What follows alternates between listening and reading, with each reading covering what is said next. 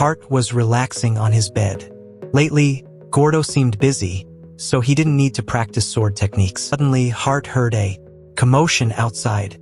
He tried to see the situation outside using his protective magic projection. Near the fortress gate, many of his father's soldiers were severely injured. Gordo himself was fine but felt very frustrated. Hart went there and met his father. Gordo said he had been busy lately because there had been frequent bandit attacks in the area. After obtaining the information, Gordo and his troops headed to the bandits' headquarters. However, their troops were suddenly attacked from behind. Despite being alert and fully prepared, they were taken by surprise.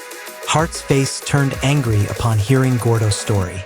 Flea was also there, mocking the soldiers for losing to lowly bandits. Hart immediately told her to be quiet and fled back. While walking towards his residence, Hart secretly predicted protective magic that could heal wounds. The soldiers were puzzled as to why their injuries healed on their own.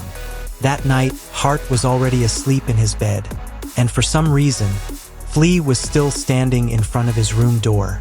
When Hart woke up and wanted to leave the room, he was surprised to see Flea there.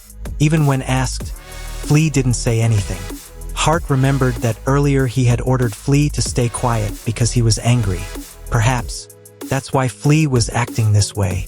Hart felt guilty and allowed Flea to speak again. After that, Hart wanted to go out tonight, and he asked Flea to accompany him. Hart used his projection to search for the bandits who attacked his father's soldiers. Hart found a group of bandits, but among them he saw some soldiers as well. Hart and Flea suspected that the enemy had information about Gordo's troops. In other words, they had spies. Without much thought, Hart decided to eliminate them completely. From inside the residence, Hart and Flea were unaware that Char was looking out the window. Meanwhile, at the bandits' headquarters, it turned out there were indeed some soldiers who would betrayed their own side. They were pleased to see Gordo running away from the battle. Their next plan was to eliminate Gordo. Unbeknownst to them, Hart and Flea overheard their conversation. They panicked because there was a sudden intruder. As they tried to draw their weapons, Hart immobilized them with his protective magic. Hart intended to interrogate them, and it seemed they had no other choice. After witnessing his terrifying face and abilities, Hart obtained some interesting information. The bandits who attacked were actually Imperial soldiers from a neighboring country in disguise. They infiltrated the kingdom to create chaos. They claimed to have an accomplice who helped them overcome the border security. However, they themselves didn't know much about this accomplice. Hart was surprised because such a thing could only be done with authority surpassing that of Gordo.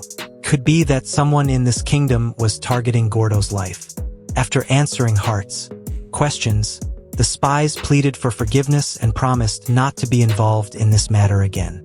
However, Hart instructed Flea to burn down their entire headquarters instead.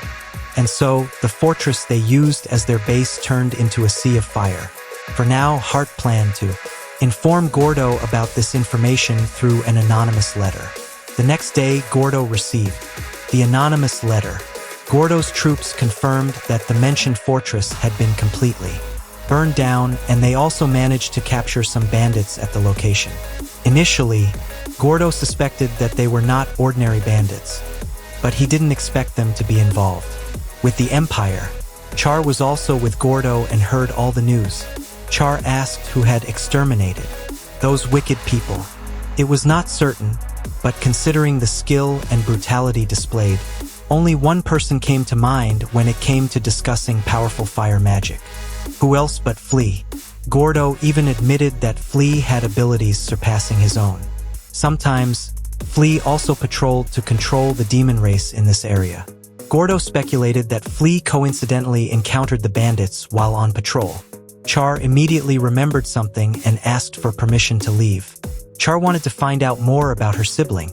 She went straight to Flea to inquire. She wanted to know if there were two of her siblings. Char recounted that last night she saw shadows that looked like Hard and Flea flying in the middle of the night. However, Char was certain that her sibling couldn't use flying magic. Therefore, Char decided to go to her sibling's room to make sure. There, she found her sibling. sleeping, but Char didn't sense the usual frightening aura. Flea instantly felt proud of her master's power. She explained that the intimidating aura was evidence of Heart's extraordinary magical strength. Since infancy, his power had been incredibly formidable. Even as a demon, Flea couldn't reach that level. Char then asked about Heart's true identity. However, Flea didn't want to tell her. Although when Heart once claimed to be the Demon King, he was just speaking casually at that time. In the afternoon, Flea told Heart about her conversation with Char. They spoke telepathically using protective magic to avoid being overheard by others. Heart decided to create a surveillance spell. He also set it up to emit a warning sound whenever Char was in a certain location or engaged in something dangerous. At night, Heart intentionally left his room to lure Char. He pretended to go to the bathroom. Char followed Heart from behind at a not too distant distance. Then Heart gathered his courage to turn around and ask for something. Char immediately ran and hid again. Even while bathing, Heart didn't suspect that his sister was secretly spying on him. Although in reality, Char was clearly visible. The following day was the same. Char continued to follow and observe Heart from behind. Even when he practiced swordsmanship, read books, bathed with Gordo, and during all his other activities. This went on for 7 days. Then, during a family meal, Gordo informed them that Natalia and Char would be going out. They were going to attend an annual festival. Usually, Gordo would accompany them, but this time he asked the two of them to go instead. Meanwhile, Char continued to gaze at Heart. In the afternoon, Heart received a warning sound from the surveillance spell he had placed on Char. In the forest, Natalia and Char were ambushed by a group of bandits. The guards were overwhelmed, trying to fend off the bandits. Natalia managed to find an opportunity to escape.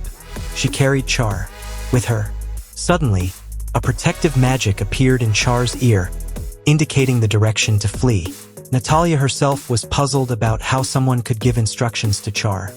Natalia reached the edge of a cliff, and Char said there was a hiding place below.